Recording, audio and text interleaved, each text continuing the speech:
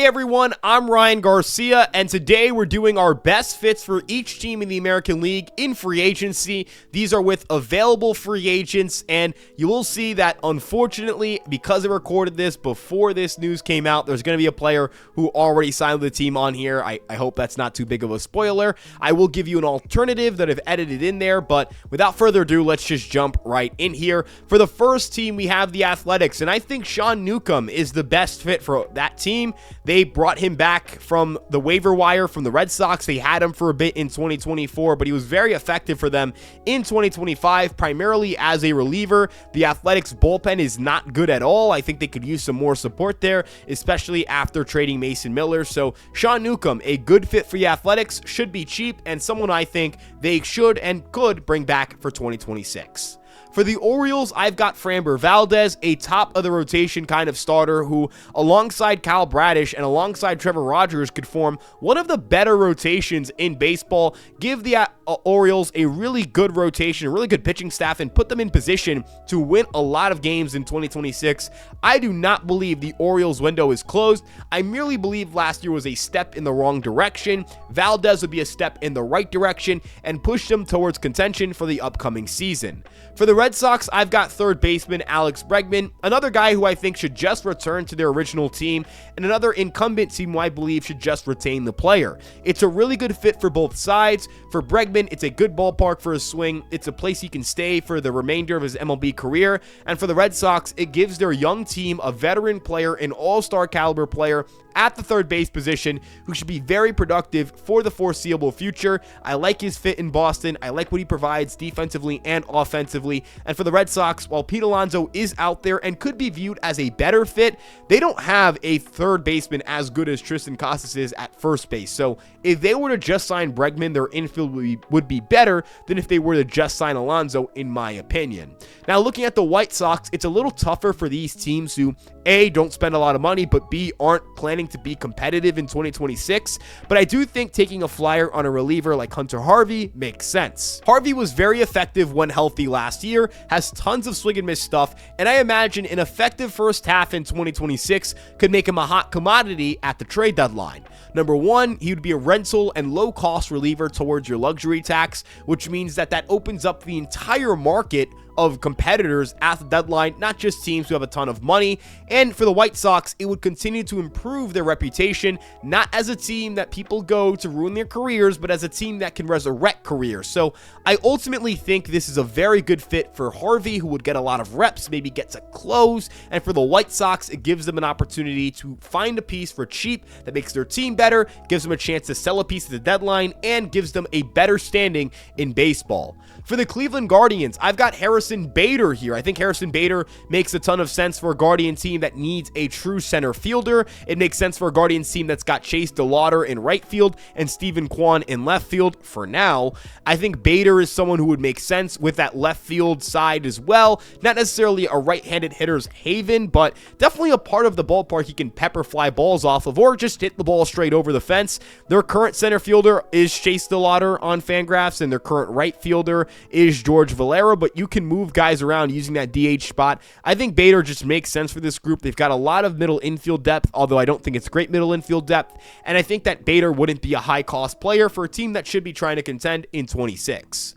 For the Detroit Tigers, I've got Eugenio Suarez as their best fit. They could use some rotation help. I guess they could use a better bat-to-ball hitter, but Eugenio Suarez strikes me as the kind of guy who's an impact player, provides ton of offense, tons of power, and I don't think the Tigers would have to commit a long-term contract to him. This could be a 2 or 3 year deal valued at north of $20 million a year, and it provides them a middle-of-the-order hitter, someone who can hit behind Riley Green, a right-handed hitter who isn't Spencer Torkelson to rely on, and it puts less pressure on Zach McKinstry to repeat his year. He could be more of a utility piece, which is what I think the Tigers should be doing with him. Puts Colt Keith back at second. It's just what I think is right for this team.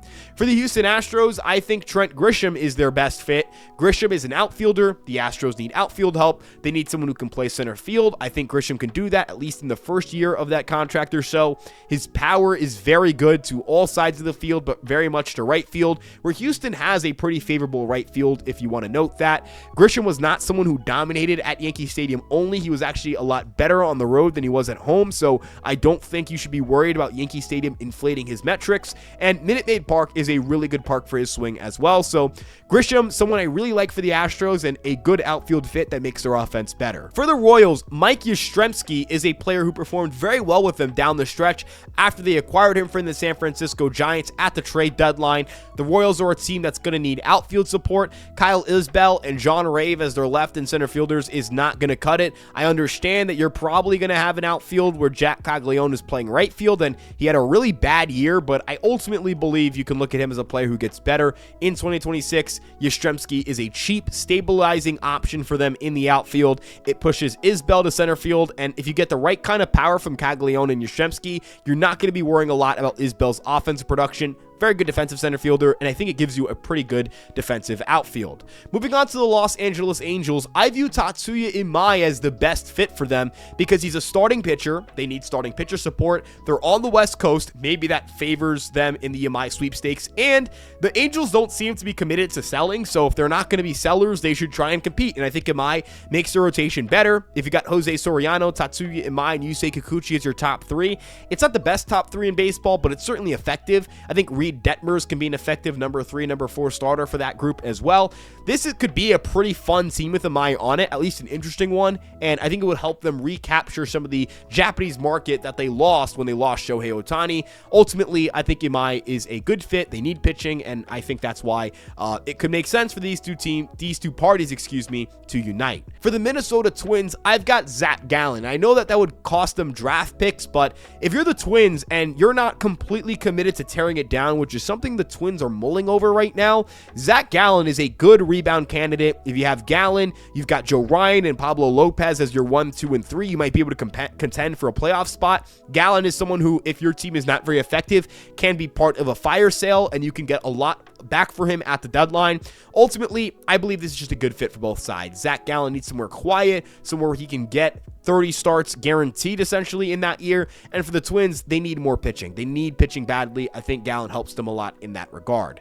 For the Yankees, Cody Bellinger. Cody Bellinger was on the Yankees. Why not bring him back? I know that Kyle Tucker's out there. As a Yankee fan, I would prefer an outfield and a game plan that's built around Kyle Tucker, but I ultimately don't believe that's going to happen for the Yankees. So Bellinger makes the most sense. Can play left field, can play center field, good hitter, good fit for the ballpark, familiar with the Yankees. It just makes sense. The Mariners are bringing back Josh Naylor, who was my pick for their best fit on the free agent market, and it made a lot of sense. Josh Naylor, they needed a first baseman, they needed support there, but who is a player who fits them if they're not going to bring in Josh Naylor? For me, I think Emilio Pagan makes a lot of sense. I know their bullpen is good, but why not make that group better? And Pagan is a big fly ball home run guy. That's something I think would get mitigated by playing in Seattle. So bring in another strikeout machine and make your team even better. I think that's something the Mariners could do. So Emilio Pagan, why not? For the Rays, I have JT Realmuto. They need a catcher really badly. They really need a catcher. Realmuto should be somewhat cheap. He should be an effective catcher for them, provide value offensively, not so much defensively anymore, but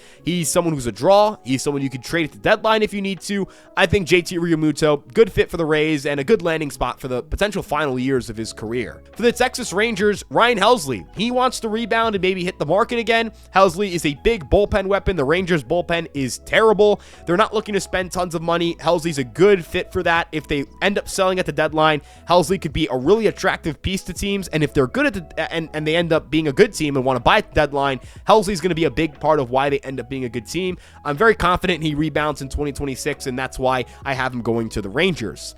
For the final team, that'll be the Toronto Blue Jays. Bo Bichette. Bo Bichette was really good for them in his career as a Blue Jay. I think you can move him to second base and put Andres Gimenez at shortstop and have a pretty good middle infield duo. I don't know if Bichette's a good defender per se at second base, but he's not a detrimental defender at second probably. In the case of Andres Gimenez, he is a very good defender no matter where you put him. His offense definitely lacks. He had a 70 WRC plus this year and a whopping 598 OPS, but the underlying metrics suggest he was pretty unlucky, and I would expect him to be at least a little bit better than that. And defensively at shortstop, he is a wizard out there. I expect him to be an excellent defender at that position because he's an excellent defender at second, and when he's played shortstop, he's been very good there. So ultimately, I think this ends up being a pretty good fit for the Blue Jays, and they just bring back Bichette, and they have a really good team again in 2026. But let me know what you guys think. Do you think these were the best fits for these teams? Were there alternate suggestions you would throw in there? I'm not repeating players, so for the NL version of this video, none of the players you saw listed here will be listed in that video, so I'm trying to keep it so that each team gets one unique free agent. But again, let me know what you guys think in the comment section below. We'll see you guys in the next one. Peace out, everybody.